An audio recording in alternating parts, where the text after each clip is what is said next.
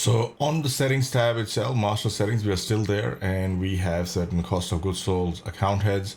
So we have account heads for cost of goods sold, we have account heads for revenue account heads, we've got other income account heads, we've got operating expenses account heads, and capital expenditure account heads. And these are there, they come pre-populated with these, they're already linked with all your cost centers right here.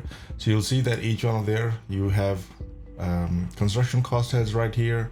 You can select everything that you put in there. Now we have a restriction, so on here I think there are about 15 of them that you can add. So 15 here, 5 here, and 5, and there's a number here right here. So as always, there's blue cells are input cells, and whatever you put in here will automatically get populated on this side. For example, if I enter a new code 800k, let's say 8000k, because it's just a numbering that I'm doing, you can put in whatever number you like here, and I just put in new OPEX and I press save and refresh, then this will automatically get updated on this section. And same goes for all of these right here.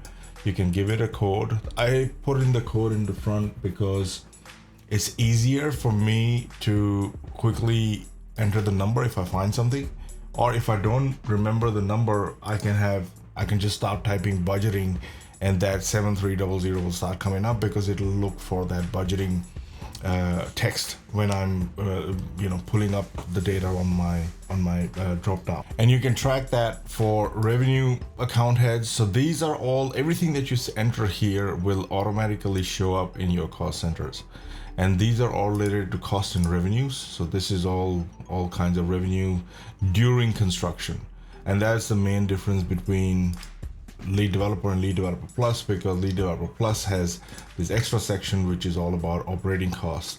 And in here you can have, so on your operating cost head, so whatever, if you select the drop down here, this is getting picked up from operating X and capital expenditure here, because these two relate exclusively to your post-construction operating period, where all your construction is done and you've got capital expenditure coming up, even when you are maintaining it.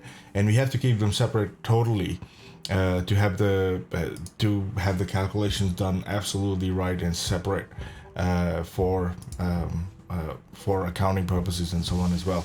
So you keep them totally separate, and this is where you can select your account heads.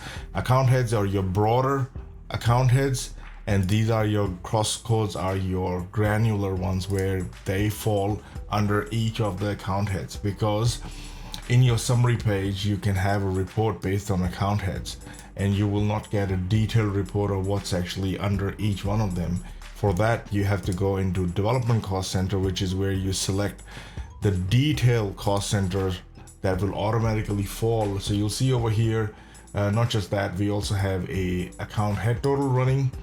So whatever you are selecting based on, so you only have to select it here in your cost center sheet, and you only have to do that once over here. Once you've done that and you are in your development cost center right here, you'll see that this is automatically getting picked up, and you don't have to worry about anything. Just go in and start selecting your granular cost centers.